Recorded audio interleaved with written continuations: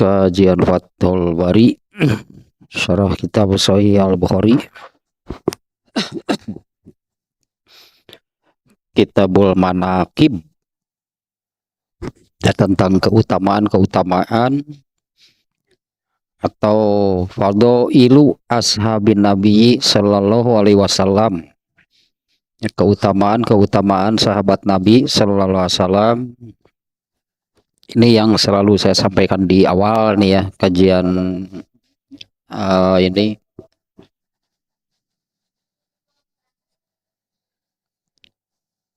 Sahabat Nabi sallallahu alaihi wasallam seperti yang disabdakan oleh Rasulullah SAW, mereka itu adalah khairul qurun, ya, sebaik-baik. Ada yang juga yang khairun nas, ya, manusia terbaik sepanjang masa.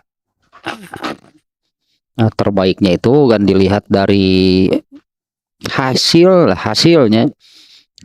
Mereka itulah orang-orang yang sudah berhasil, sudah sukses, ya, sebagaimana disabdakan oleh Rasulullah SAW.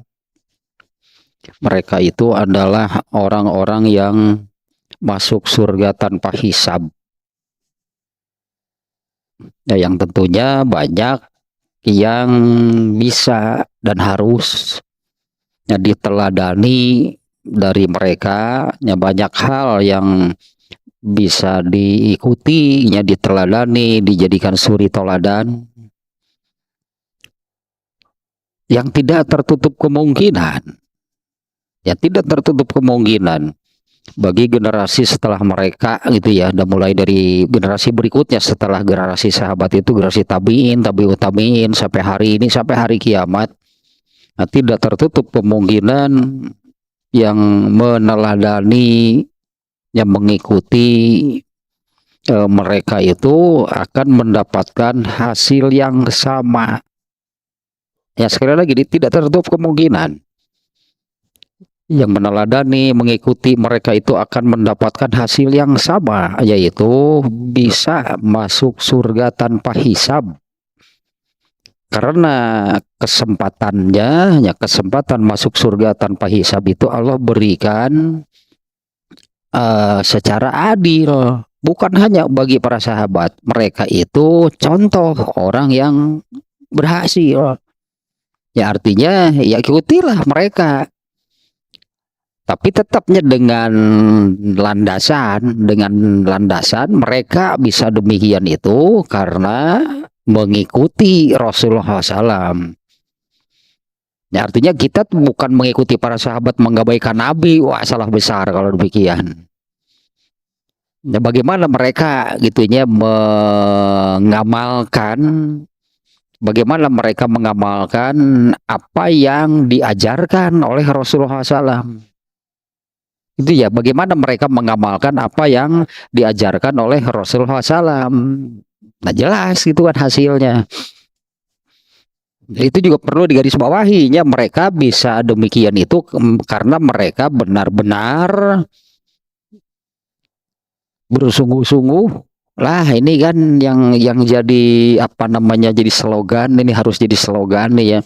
Mereka benar-benar bersungguh-sungguh, mereka benar-benar all out lah, itunya maksimal dan konsisten dalam mengamalkan ajaran dari Rasulullah SAW. Nah, ini juga akan Allah berlakukannya bagi semua generasi. Masih yang ke-14, bab ke-13, ya, masih bab ke-13, yaitu tentang Az-Zubair bin Al-Awam atau Zubair bin Awam. Yang kemarin ya sedikit biografinya lah, sekilas sekelumit tentang Zubair bin Awam. Nah, kita ulas lah sedikitnya yang kemarin ya. Nah, yang pertama, Zubair bin Awam dan Tolhah bin Ubaidillah. Nah, nanti setelah ini ya setelah Zubair bin Awam itu Tolhah bin Ubaidillah. Ini ibarat apa namanya ya, bagai pinang dibelah dua, bukan dari segi wajah, bagai pinang dibelah dua. Ini dua orang yang tak terpisahkan gitulah.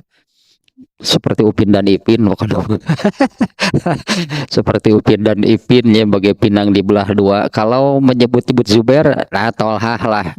Ada kemana lagi? Apa namanya, dua orang yang dari awal gitu, dari awal mereka selalu bersama, jadi sejak awal masuk Islam. Nah, kemudian dua-duanya ya sudah dinyatakan oleh Rasulullah SAW. Dua-duanya sudah dinyatakan oleh Rasulullah SAW bahwa mereka berdua tetanggaku di surga. Nah, ini kan yang di awal tadinya, ya bisa bagaimana bisa mereka seperti itu? Nah, siapapun kan masa tidak mau sih jadi tetangga Rasulullah di surga. Sementara kesempatannya Allah berikan. Nah, kemudian mengalami masuk Islam termasuk 7 orang, termasuk 7 orang laki-laki yang pertama masuk Islam. Ya, selain itu yang paling yang dikenal apa namanya, yang pertama masuk Islam itu Abu Bakar ya. Abu Bakar, Abdurrahman bin Auf. Nah, ini siapa? Zubair, Tolhah mengalami penyiksaan ya seperti pada umumnya para sahabat di Mekah.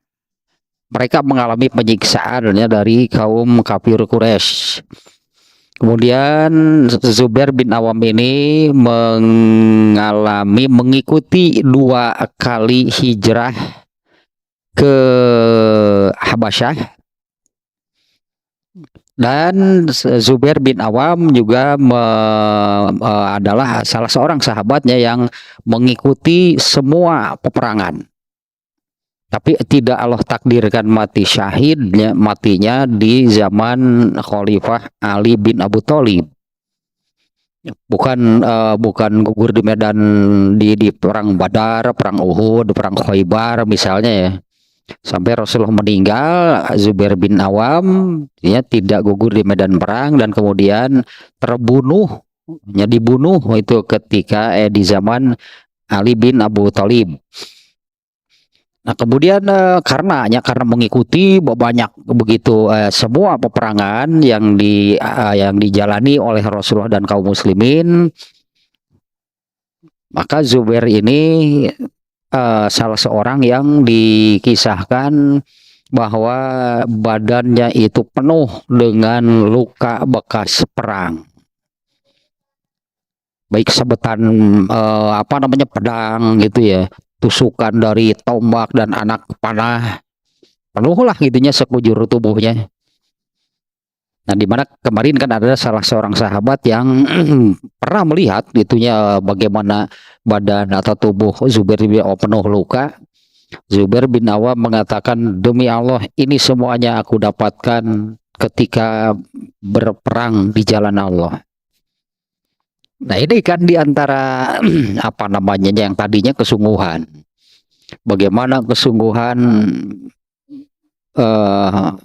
bagaimana totalitas itunya, kesungguhan, totalitas yang Allah minta itunya, yang Allah minta dari kaum mukminin, yaitu tujahiduna fi sabilillahi bi amwalikum wa anfusikum.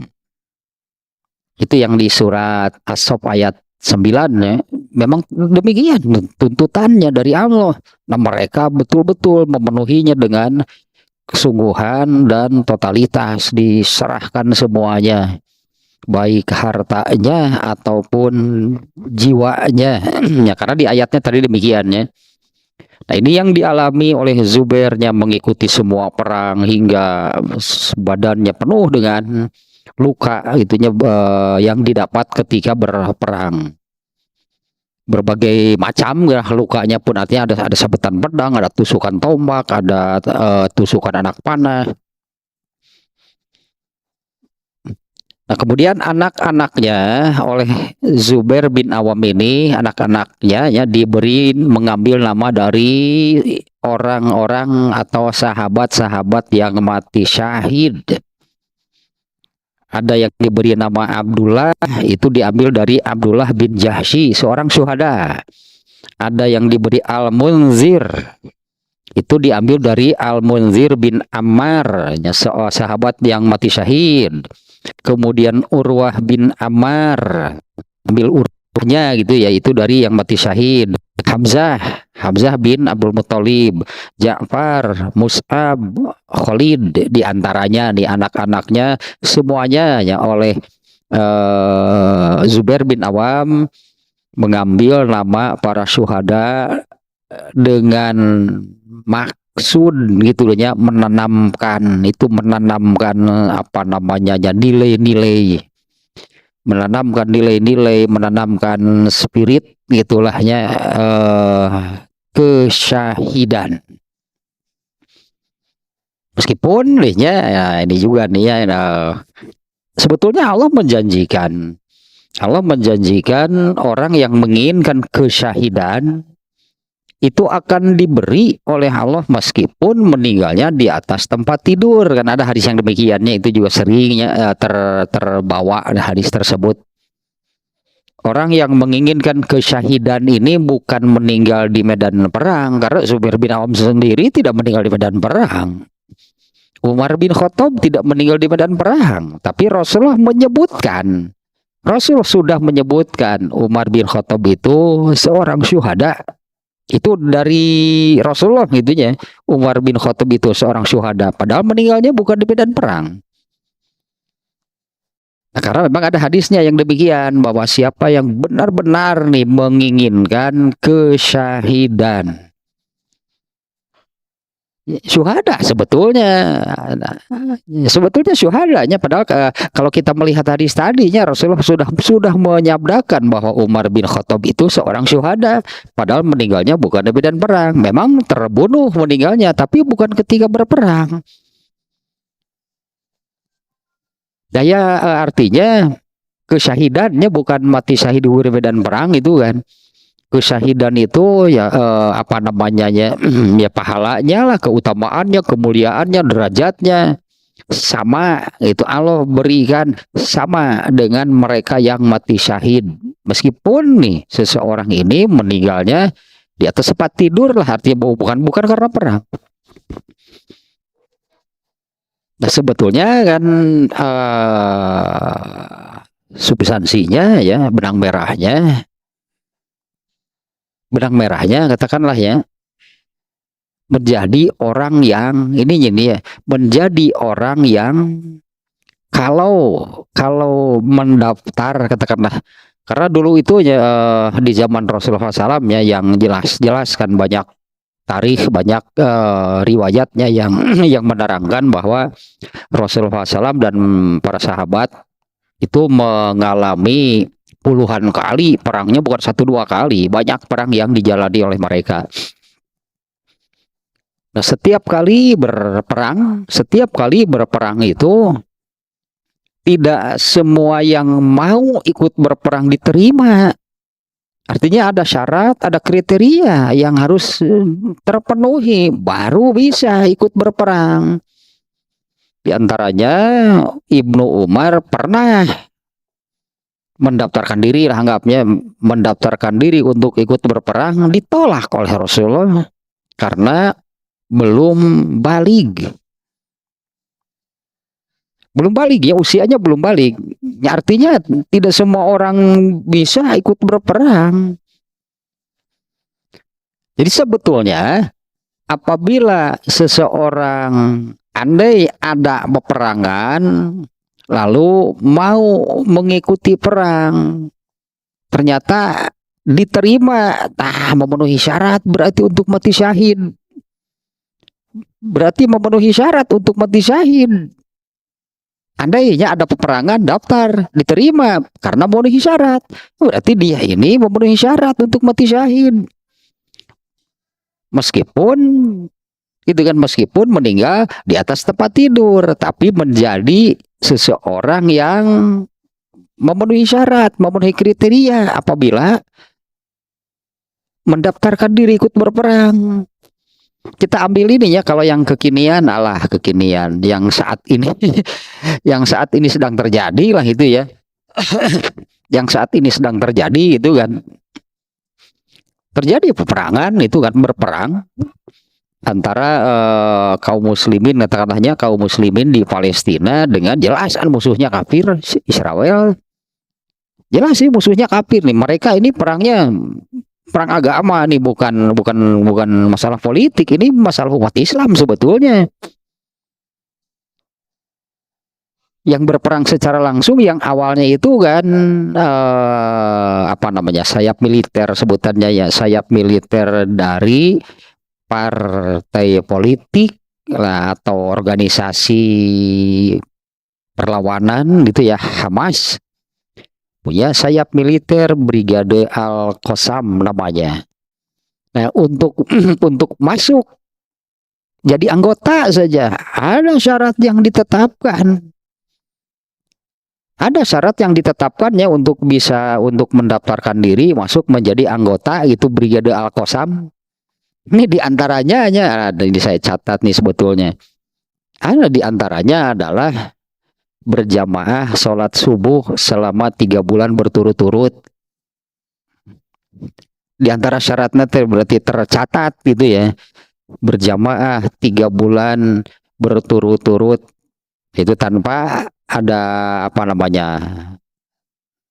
te bolong atau bolong-bolong gitulah, te kekapengan, te hadir sekali jadi andai berarti 3 bulan deui sok cobaan. Kemudian mendapatkan izin orang tua, ini syarat menjadi anggota Al-Qasamnya, mendapatkan izin orang tua, kemudian mendapatkan izin juga dari imam masjid setempat, itulahnya itu syarat yang ditetapkan oleh mereka. Nah sebetulnya benang merahnya yang tadinya, bagaimana kalau orang yang tidak mengalami situasi peperangan seperti itu, bisa nggak mendapatkan kesyahidan? Mati syahid lah sebutannya ya gitu ya, bisa nggak mendapatkan kesyahidan?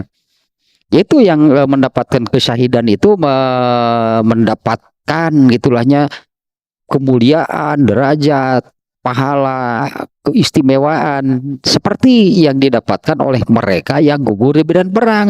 Ada kan hadisnya, Allah menjanjikan barang siapa, itulah kurang lebihnya, barang siapa menginginkan kesyahidan disertai, tapi ini bukan hanya keinginan, artinya kalau keinginan semuanya juga pasti mau, tapi disertai dengan berlaku bersikap sindik. Nah, berlaku bersikap sindik, maka Allah akan memberikannya meskipun dia meninggal di atas tempat tidur. Kurang lebih demikianlah ya hadisnya. Nah kemudian sedikit lagi nih,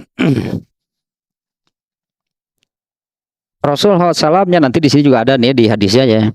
Rasulullah SAW menyabdakan untuk setiap nabi itu ada anak perisai, pelindung, bodyguardnya gitulah ya.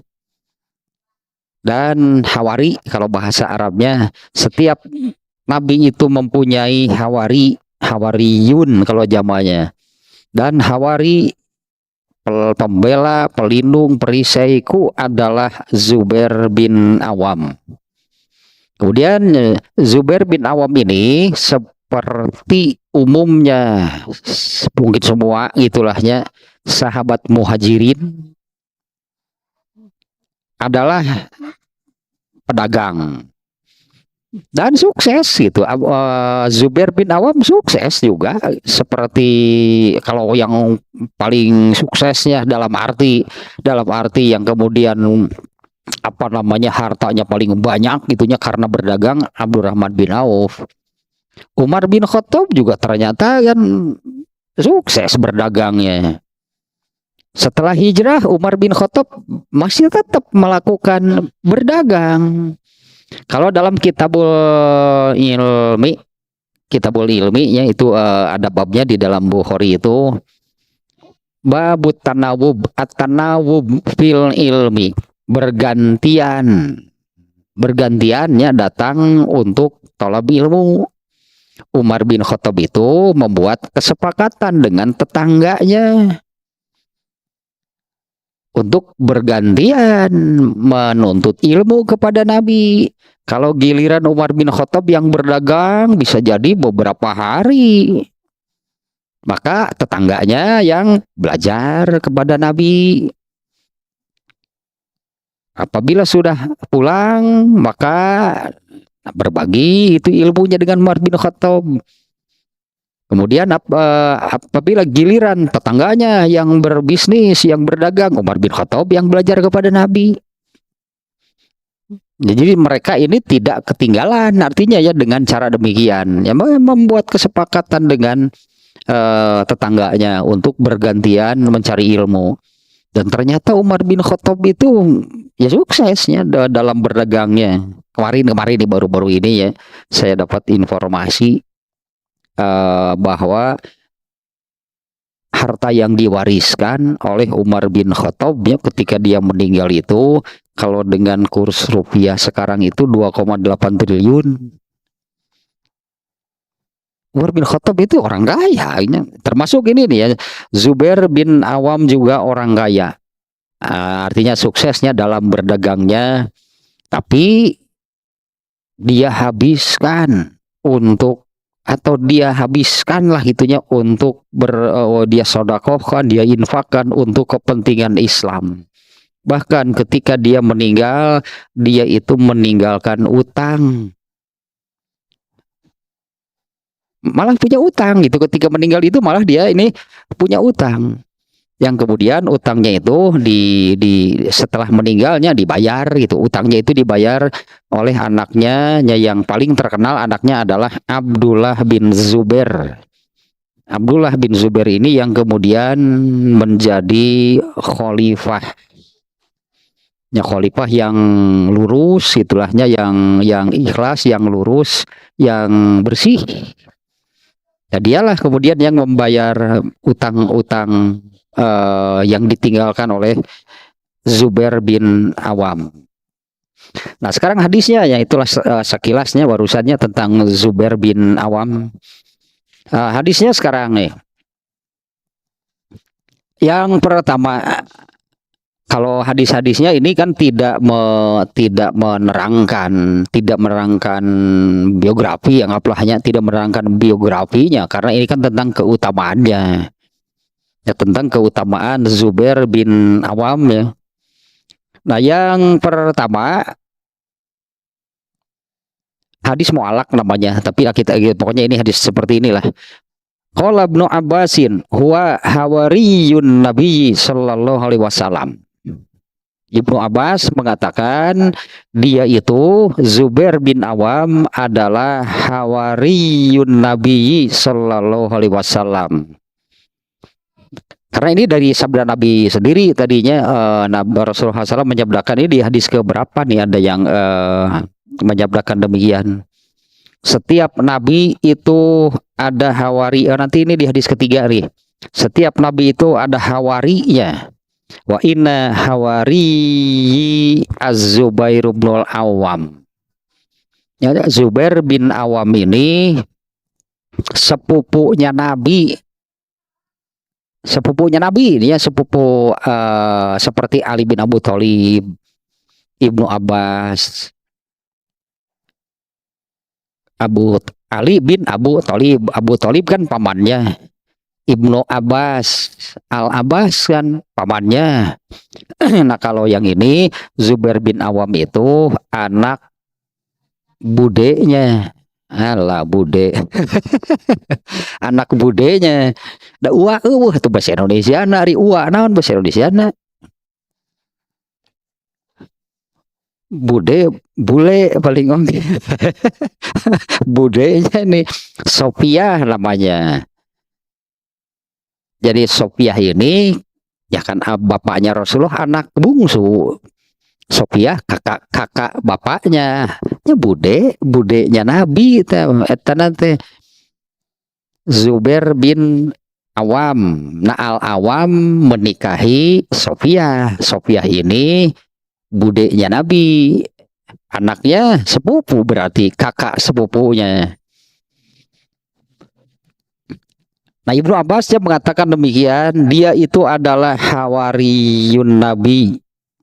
Wasummiya al-hawariyuna libayadi siyabihi. Sebutan hawariyun. Sebutan hawariyun itu kalau di dalam Al-Quran itu ya, yang kemarin juga sudah saya sebutkannya di As-Sof ayat terakhir, Nabi Isa dulu kan mengatakan kepada kaumnya, wahai Bani Israel, siapa yang mau menjadi hawari? Siapa yang mau menjadi hawariku? Nah, para pelindung, pembela, perisai lah, itu perisai, bodyguardnya para nabi, disebut hawari itu dari pakaiannya yang serba putih. Itu hanya sebutan itu sajanya. Hawari itu sebutan karena pakaian yang serba putih. Nah, entah ini kenyataannya dulu hawarinya Nabi Isa pakaiannya seperti itu.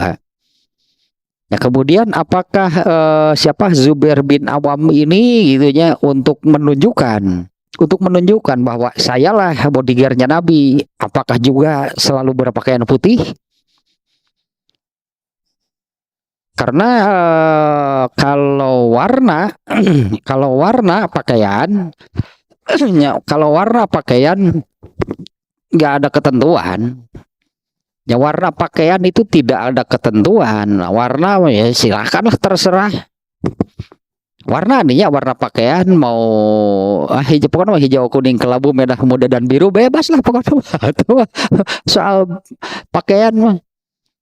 Rasulullah sendiri kadang-kadang pakai baju hijau, kadang-kadang ada apa namanya, ada garis-garisnya. Nah, bebas lah pokoknya soal model, soal warna. Ini ya contohnya ya, salah satu hadisnya nih. Ini dari sebutan hawarinya. Kenapa disebut hawari? Sebutan tersebut itu ya, sebutan hawari itu dari pakaiannya yang serba putih. Nah, tapi saya sudah tidak tahu juga nih ya, karena sebutan hawari itu dulu kan Nabi Isa mengatakan demikian. Nah, apakah dari Bani Israel ya, apakah dari Bani Israel itu yang apa namanya memang berpakaiannya serba putih untuk menunjukkan ya kamilah itu pembela Nabi, kamilah pelindung Nabi. Nah, apakah Zubair bin Awam juga demikian gitu ya? Karena itu apa namanya, kalau warna pakaian bebas nih, contohnya nih dari Al-Barro bin Azib, ia berkata, aku tidak pernah melihat orang yang lebih tampan ketika berpakaian warna merah daripada Rasulullah SAW. Rasulullah juga pakai baju berwarna merah. Ini Al-Barro mengatakan, aku tidak pernah melihat orang yang lebih tampan ketika berpakaian yang berwarna merah daripada Rasulullah SAW. Rambut beliau itu terurai ke bahunya yang bidang. Perawakannya tidak kurus dan tidak pula pendek.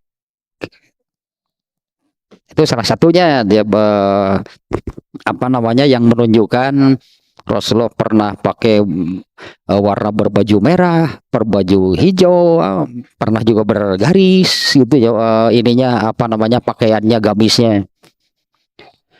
Nah, hadisnya yang pertama nih.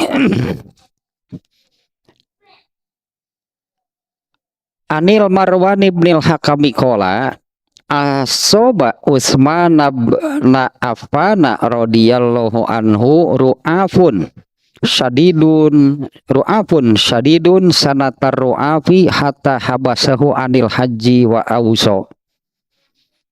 Dari Marwan bin Al-Hakam, ya, dia berkata Utsman bin Affan kena sakit sariawan sampai mimisan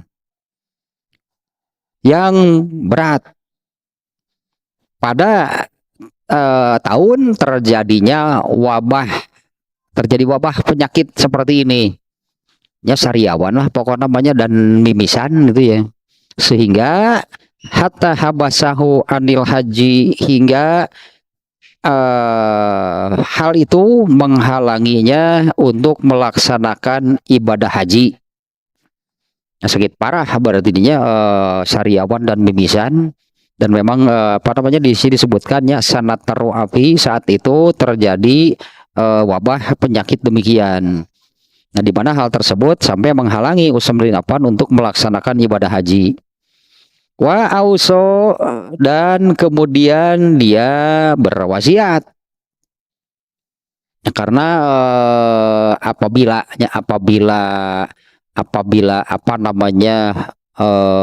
rombongan sebutnya rombongan haji nih berangkat dari Madinah menuju Mekah, itu harus ada amirnya, harus ada pemimpinnya. Bahkan ada hadis yang umumnya bukan hanya hajinya, harus ada apabila safar maka pada beberapa orang, tidak mesti jumlahnya rombongan haji yang ribuan. Pokoknya apabila safar berapapun jumlahnya itu harus ada pemimpinnya. Ya, harus ada amirul safar. Nah, Utsman bin Affan yang tadinya mau melaksanakan ibadah haji sebagai pemimpinnya, ternyata terhalangi ya oleh kena ya oleh penyakit mimisan, sariawan dan mimisan. Fadakhala alaihi rajulun min Quraisyin, kemudian datanglah seseorang dari Quraisy, dari Mekah berarti ini. Datanglah seseorang dari Quraisy kemudian mengatakan istakhlif, gantilah gitu, artinya tunjuk siapa gitunya, tunjuk siapa yang akan menjadi penggantinya, yaitu Amirul Hajj, mungkinnya Amirul Hajj gitu. Nah, ini pimpinan rombongan haji. Ya, orang Quraisy yang minta, siapa kalau begitu tunjuk penggantinya. Qala wa qaluhu, Utsman bin Affan mengatakan, mereka mengatakan demikian? Artinya mereka mengatakan itu supaya ditunjuk, artinya siapa yang akan menggantikannya. Qala, orang itu menjawab, na'am, ya. Ya, orang-orang Quraisy seperti yang di Mekah gitu ya, mereka mengetahui kabar bahwa Utsman bin Affan tidak jadi berangkat haji. Mereka minta supaya Utsman bin Affan itu menunjuk siapa penggantinya. Qala waman fasakata. Nah, Utsman bin Affan ini mengatakan seperti ini. Ya, tadi mengatakan salah seorang dari Quraisy datang kepada Utsman bin Affan dan minta supaya ia menunjuk penggantinya. Utsman bin Affan menanyakan, apa mereka memang minta demikian? Itu orang kaum Quraisynya. Iya. Kemudian Utsman bin Affan mengatakan, waman, siapa nih ya, gitulahnya, waman, siapa nih? Fasakata, dan Utsman bin Affan terdiam. Ya, siapa nih ya penggantinya? Kemudian Utsman bin Affan terdiam. Fadakhala alaihi rajulun akhor. Kemudian datang lagi seseorang yang di sini disebutkan namanya Al-Haris, datang kepada Utsman bin Affan juga meminta hal yang sama. Jadi sudah dua orang nih yang datang kepada Utsman bin Affan ya untuk menunjuk siapa penggantinya yang akan memimpin menjadi Amirul Hajj. Faqala Utsman bertanya kepada Al Haris, waqalu, apa mereka meminta demikian? Faqala na'am. Qala Utsman bin Affan berkata, waman, siapa ya, belum menetapkannya. Utsman bin Affan itu bertanya-tanya gitulahnya, dia sambil berpikir siapa nih ya penggantinya. Fasakata, kemudian Utsman bin Affan terdiam. Qala fala allahum qalu innahu Zubairu. Nih kata Al Harisnya kepada Utsman bin Affan, sepertinya mereka mengatakan bahwa innahu, yang diminta untuk menjadi penggantinya itu adalah Zubair. Qala na'am. Ya eta ya sudah itulah. Ya tunjuk saja dia sebagai penggantinya. Qala amma walazi nafsi biyadihi innahu la khairuhum ma'alimtu. Utsman bin Affan mengatakan, benar itu, demi Allah, demi yang jiwaku berada di tangannya, ya demi Allah, innahu la khairuhum ma'alimtu, menurut pengetahuanku memang dialah yang terbaik. Ya menurut pengetahuanku, menurut hemat saya gitu lah sebutnya, ya benar nih, menurut hemat saya memang dialah yang terbaik. Wa in kana la ahabbuhum ila Rasulillah sallallahu alaihi wasallam, dan dia itu orang yang paling dicintai oleh Rasulullah sallallahu alaihi wasallam. Nah, ini hadis pertamanya yang ya ini tentang keutamaannya kan, bukan merangkan Zubair bin Awam itu bagaimana, atau bukan menerangkan suatu kejadian apa. Nah, di sini yang menunjukkan keutamaan Zubair bin Awam itu adalah dia yang dipilih. Jadi Utsman bin Affan ini juga seperti membiarkan gitu ya. Utsman bin Affan tadi mengatakan, aduh siapa ya kira-kira ya, kemudian diam itu kan. Datang lagi satu orang, katakan seperti tadinya, kalau engkau tidak bisa, engkau batal itu kan untuk pergi beribadah haji, kalau begitu tunjuk siapa penggantinya. Jadi Utsman bin Affan ini seolah seperti berpura-pura tidak tahu. Aduh siapa ya, kemudian diam gitu ya. Ternyata mereka kan yang mengatakan Zubair kayaknya. Nah padahal ya ada Utsman bin Affan gak hafal itulah. Ya Utsman bin Affan juga hafal pasti tahu siapa yang terbaik saat itu gitulah. Siapa yang terbaik saat itu. Semacam memancing gitulah, memancing, coba kira-kira menurut mereka siapa. Ternyata mereka mengatakan sepertinya Zubair bin Awam nih ya, yang pas, yang cocok gitu, yang tepatnya untuk ditunjuk sebagai pengganti Utsman bin Affan yang menjadi Amirul Hajj. Ternyata Utsman bin Affan kemudian akhirnya mengatakan, demi Allah, demi yang jiwaku berada di tangannya, menurut hemat saya dialah yang terbaik. Dan dialah orang yang sangat dicintai oleh Rasulullah SAW. Kalau yang tadi kan ya, bagaimana tentang tadi lah ya, tentang kesungguhan. Kalau keimanan sudah jangan ditanyakan lagi lah sahabat mah. Ini tentang kesungguhan itu kan. Bagaimana kesungguhan totalitas dalam, bukan hanya untuk pribadi, katakannya, saya katakan untuk pribadi itu misalnya kalau dia beribadah untuk dirinya sendiri, ya lakukanlah ibadah, tapi dia juga banyak berkorban untuk kepentingan Islam.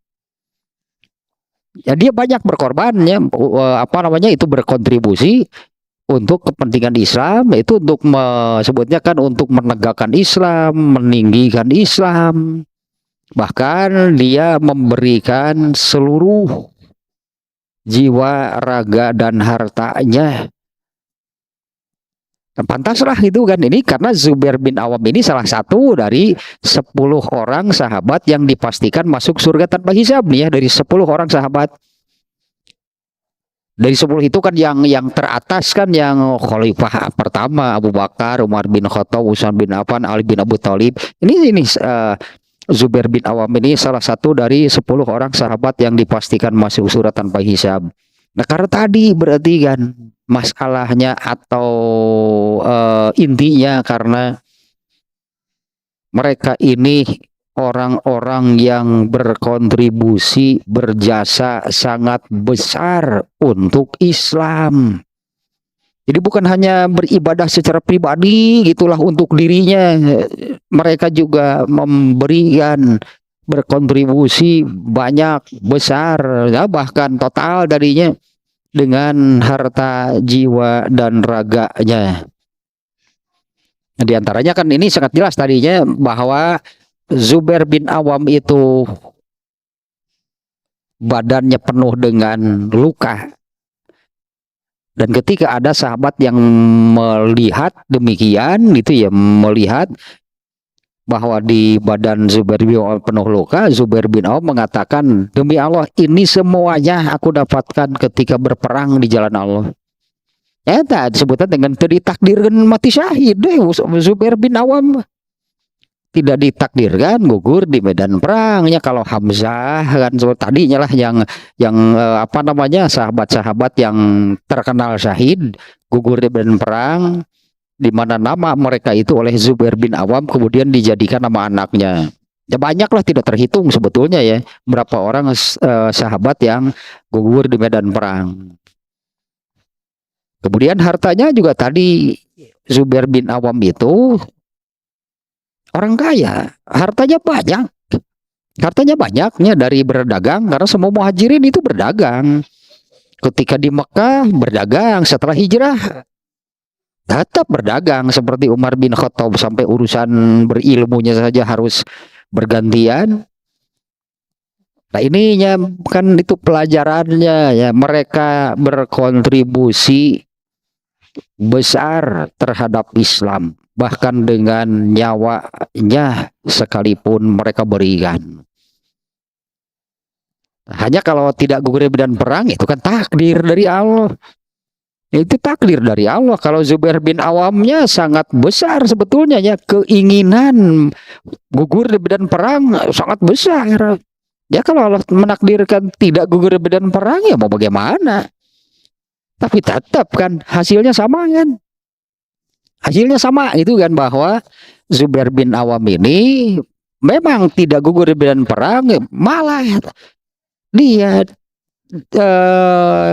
disebut, ditetapkan salah satu dari 10 sahabat yang dipastikan masuk surga tanpa hisab. Hamzah bin Abdul Muthalib enggak.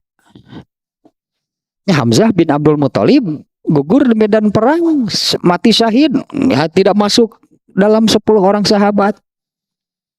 Kemudian ini yang terkenal saja nih ya, sahabat-sahabat yang terkenal mati syahid tapi tidak masuk kepada yang 10 orang tadi. Hamzah bin Abdul Muthalib enggak. Kemudian Ja'far bin Abdul Muthalib bin Abu Thalib, dia syahid enggak juga. Sa'ad bin Abi Waqqas, dia ini tidak mati syahid. Ini diantara yang 10 orang itu, Tolhah nanti masuknya, Tolhah, Sa'ad bin Abi Waqqas, ini Zubair bin Awam, Abdurrahman bin Auf, mereka tidak syahid. Tapi kan Allah melihat, menilai, nah tadi kontribusi gitulah, kontribusi jasa yang mereka berikan untuk Islam itu sangat besar. Ini juga kan yang apa namanya yang seringnya saya sampaikan, sama ini berlaku untuk semua kaum muslimin di semua generasi. Artinya berkontribusilah untuk kepentingan Islam. Ya berikan gitunya, apa yang bisa kita berikan, berkontribusilah gitunya untuk kepentingan Islam. Ya, kepentingan Islam itu adalah untuk penyebaran, disebutnya kan untuk penyebaran Islam, untuk menegakkan agama Islam. Tentu dengan situasi dan kondisi di setiap generasinya tidak akan sama. Ya, situasinya tidak akan sama ya di setiap generasi beda-beda. Ya, artinya silakanlah berkontribusi. Bahkan kalau bisa kan sebesar-besarnya untuk kepentingan Islam. Apa yang bisa kita berikan? Ya sebetulnya tuntutan dari Allahnya kan yang tadi dengan jiwa, raga, dan harta seperti di ayat As-Sofnya ya, diantaranya surat As-Sof ayat 9 tadi. Itu hadis yang pertamanya yang menunjukkan keutamaan, di mana dalam hadis ini keutamaan Zubair bin Awam itu ditunjukkan oleh ketika Utsman bin Affan sebagai khalifah nih yang tertinggi kan, pimpinan tertinggi kaum muslimin, ketika tidak bisa melaksanakan ibadah haji, yang ditunjuk sebagai penggantinya adalah Zubair bin Awam. Di mana Utsman bin Affan di sini kan memberikan kesaksian, demi Allah, dialah memang yang terbaik. Dialah memang yang terbaik. Kemudian dan dialah orang yang paling dicintai oleh Rasulullah SAW. Kemudian hadis yang kedua. Hadis yang kedua itu sama dengan hadis nomor 1 barusan ya. Ini hanya redaksi yang lebih pendek, tapi kita baca lebih pendek nih dari isinya sama dengan nomor 1. Dari An Marwan bin Hakami, kuntu inda Utsmana atahu rajulun faqala istakhlif. Aku sedang bersama Utsman bin Affan. Kemudian datanglah seseorang lalu mengatakan istakhlif, tunjuklah penggantinya. Ini yang tadi ya, berarti kan hadis nomor 1 ya.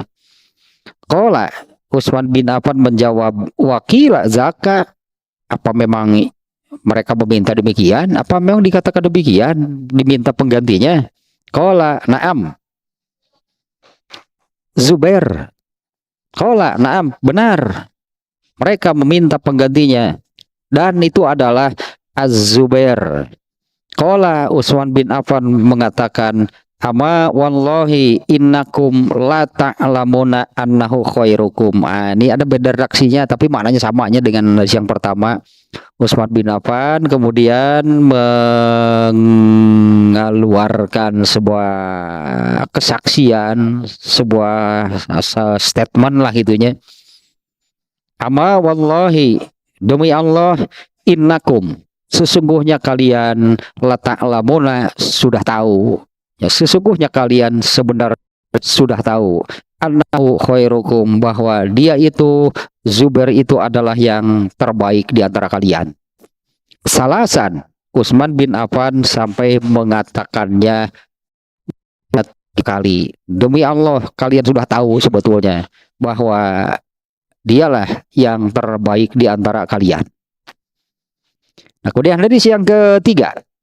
Nah, ini yang tadinya yang seperti yang sudah dicantumkan oleh Imam Al-Bukhari di judulnya. Imam Bukhari mengutip perkataan Ibnu Abbas yang tadinya sudah saya baca, wa hawariyun Nabi, dia adalah bodyguardnya Nabi, dia adalah pelindungnya Nabi. Nah, ini hadis nomor 3.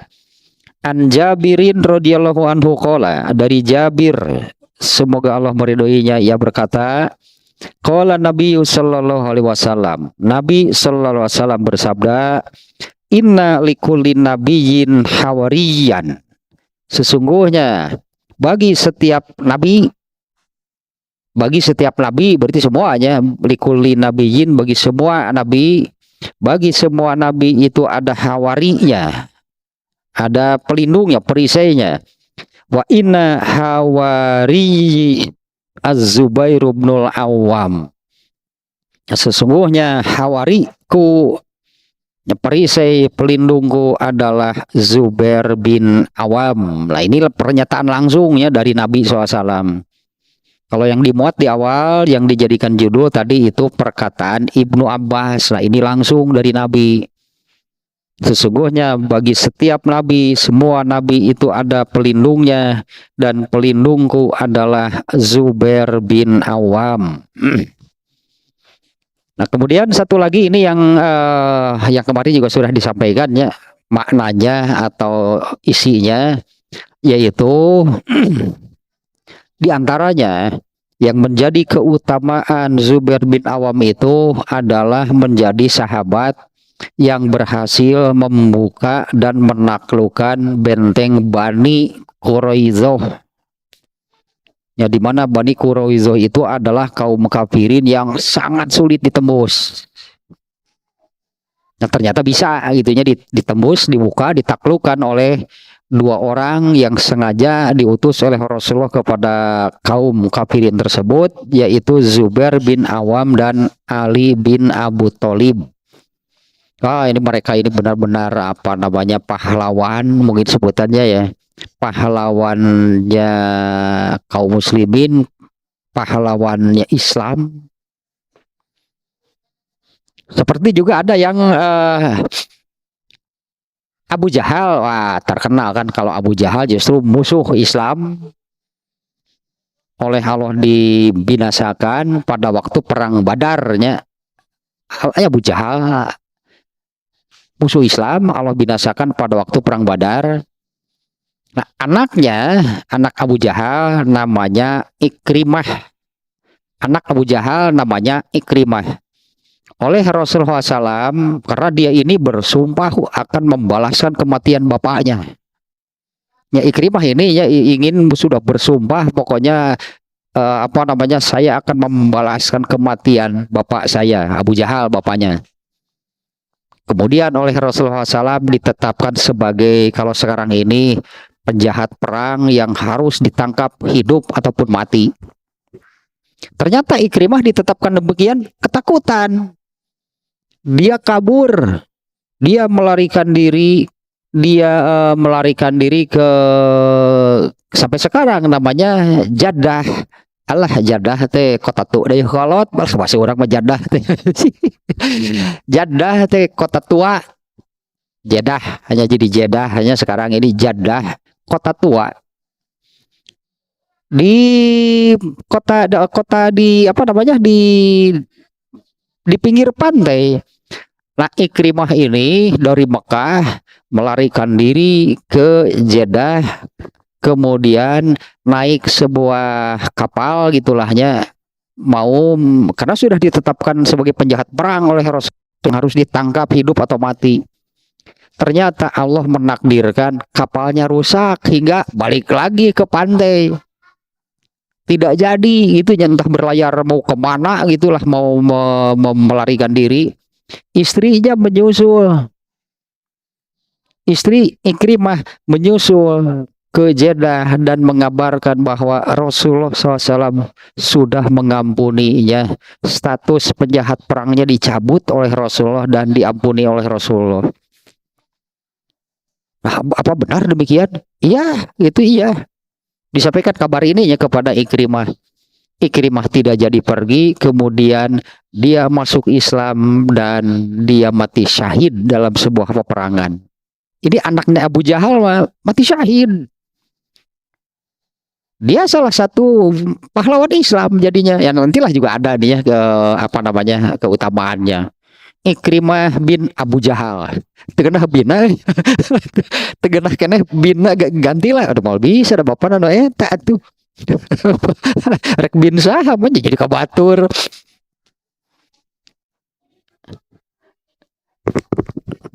Nah, ini hadis yang keempat nih ya, sedikit lagi linknya kita tanggung nih, ada dua lagi hadisnya. An Abdullah bin Zubairi radhiyallahu anhu, dari Abdullah bin Zubair. Nah, ini Abdullah bin Zubair anaknya Zubair ya. Dari Abdullah bin Zubair, semoga Allah meridhoi keduanya. Qala, ia berkata, kuntu yaumal ahzabi ju'iltu ana wa Umar bin Abi Salamati fin nisa. Pada waktu hari Ahzab itu adalah hari Ahzab ya. yaitu waktu kaum muslimin menggali parit untuk yang kemudian peperangan terkenal dengan perang Khandaq. Perang Khandaq itu paritnya. Parit itu dibuat, itu digali parit untuk melindungi kota Madinah dari serangan musuh. Paritnya cukup besar, jadi paritnya ini tidak bisa dilompati oleh kuda lah gitu. Dulu kan kendaraan perangnya kuda. Di mana pada peristiwa perang Khandaq tersebut, intinya kaum kafir Quraisy juga. Kaum kafir Quraisy itu berkoalisi dengan beberapa kelompok kafirin, orang-orang kafir, mereka bergabung menyerang Madinah. Inilah peristiwa musuh yang paling banyak. Jumlah musuhnya itu gabungan beberapa orang-orang kafir, kaum kafir, jumlahnya mencapai 24.000 orang. Ya, jumlahnya mencapai 24.000 orang. Nah, atasnya usulnya pemikiran Salman Al-Farisi, dengan cara seperti itulah melindungi Madinah dari serbuan musuh. Digalilah Khandaq atau parit.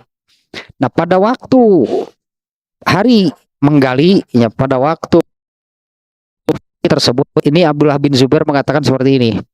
Pada waktu hari Ahzab, yaitu hari menggali paritnya untuk menghadapi perang Khandaq, aku dan Umar bin Abu Salamah dikumpulkan, dititipkan kepada istri-istri Nabi. Ini masih sangat kecil nih. Fanazor tuh, saat itu aku melihat faiza ana bizubairi ala farosihi.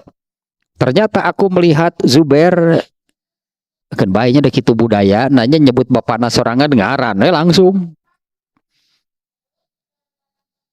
Ya budaya jadi demikian. Dulu kalau memanggil nama, sinya kalau menyebut nama Muhammad, mungkin di orang bapak akang, itu budaya di sini. Kalau di sana aku melihat Zubair, bapaknya itu. Iyalah, muncik ulang. Aku melihat Zubair di atas kudanya. Ya talifu ila bani Quraizoh marrotaini aw salasan. Bolak-balik naik kudanya, aku melihat Zubair bapakku bolak-balik sampai 2 atau 3 kali ini menuju kepada Bani Quraizoh. Falamma raja'tu qultu, ketika aku sudah pulang, aku bertemu dengan bapakku, lalu aku bertanya, ya abati, wahai bapakku, ra'aitu kathtalifu, aku melihat engkau beberapa kali bolak-baliknya menuju Bani Quraizoh tadi. Qala awahal ra'aitani ya bunayya, apa kamu lihat itu saya naik kuda bolak-balik? Qultu, aku menjawab, iya aku melihat. Engkau melihat, nah aku bolak-balik naik kuda itu tadinya menuju Bani Quraizoh. Ya aku melihat. Qala kana Rasulullah SAW. Qala, kemudian Zubair mengatakan ya kepada anaknya, Rasulullah SAW bersabda, man ya'ti Bani Quraizota fayatini bi khobariha. Siapa yang mau datang, siapa yang sanggup, mungkin di sini ya, siapa yang sanggup datang ke Bani Quraizoh kemudian membawa kabar dari sana kepadaku. Ini siapa nih yang mau, siapa yang sanggup nih datang ke Bani Quraizoh kemudian membawa kabar kepadaku, datang dari sana bawa kabar kepadaku. Fan tolaktu, maka aku yang berangkat ke sana. Ya falamma raja'tu jama'ali Rasulullah SAW abawaihi faqala. Ketika aku kembali, Rasulullah SAW bersumpah dengan nama ibu bapaknya. Fidaka abi wa ummi, demi, ya gitulahnya ininya, demi ibu dan bapakku. Wah, Rasulullah jarang sumpah seperti ini. Ini untuk kejadian ini nya Rasulullah SAW mengatakan demi itulah demi kurang lebih bahasa kitanya demikian hanya demi ibu dan bapakku ini sangat amat sangat bahkan tidak pernah diucapkan oleh Rasulullah kecuali kepada dua orang. Satu kepada Zubair bin Awam, satu lagi kepada Sa'ad bin Abi Waqqas. Rasulullah SAW mengatakan kalau bahasa kita kurang lebih demikian lah. Jaminanku adalah ibu dan bapakku. Ini ungkapannya untuk yang jarang lah, sangat jarang bahkan tidak pernah diucapkan oleh Rasulullah kepada siapapun. Ya kecuali kepada dua orang, Zubair bin Awam, Sa'ad bin Abi Waqqas. Nah ternyata kan dua-duanya ini 10 orang sahabat yang masuk surga tanpa hisab. Kemudian satu lagi nih hadisnya ditanggung nih dari Urwah, dari bapaknya, sahabat-sahabat Nabi SAW berkata kepada Zubair pada waktu perang Yarmuk. Perang Yarmuk itu adalah perang kaum muslimin melawan kafir Romawi. Terjadi peperangannya di Yordan, di Yordania ya, dari Romawi dari Eropa. Para sahabat Nabi SAW berkata kepada Zubair pada waktu perang Yarmuk, kenapa engkau tidak maju? Pasti kami akan maju. Nah seolah-olah mulai oleh kamu itu maju menyerang. Ternyata Zubair bin Awam yang paling dulu maju menghadapi kaum kafirin pada waktu perang Yarmuk. Fahamila alaihim, maka Zubair bin Awam ini maju paling dulu. Fadorobuhu dorbataini ala atikihi, mereka itu melancarkan serangan dan terkena di antara bahunya. Dorbatun duribabiha yauma badrin, salah satunya kena kepada luka yang Zubair dapatkan pada waktu perang Badar. Jadi dapat lagi luka pada waktu perang Yarmuk, di mana salah satu lukanya itu salah satu senjata musuhnya itu kena kepada bekas perang waktu perang Badar. Urwah berkata, kuntu udhilu asobi, aku pernah memasukkan jariku fitil kadorbati, di luka-luka yang ada di Zubair, di badan Zubair bin Awam. Dulu aku mempermainkannya. Ada luka yang bolong seperti sumur disebutnya, aku memasukkan jarinya. Wa ana sogirun, kata Urwah, dulu ketika aku masih kecil, dulu ketika aku masih anak-anak, aku melihat di tubuh Zubair itu banyak luka, diantaranya ada yang bolong seperti sumur gitu sebutannya ya. Aku memasukkan jariku ke luka tersebut. Nah sampai di sinilah hadisnya yang ini yang menunjukkan itulah di tubuhnya banyak luka bekas perang yang memangnya Zubair bin Awam ini mengikuti semua perang. Adapun Zubair bin Awam ini meninggal pada tahun 30 bulan Rajab tahun 36 Hijriyah. Dan yang membunuhnya itu adalah, ini namanya, yang membunuh Zubair bin Awam itu adalah Amr bin Jurmuz. Amr bin Jurmuz, dialah yang membunuh Zubair bin Awam. Setelah membunuh, Amr bin Jurmuz ini membawa pedang-pedang Zubair bin Awam kepada Ali bin Abi Thalib.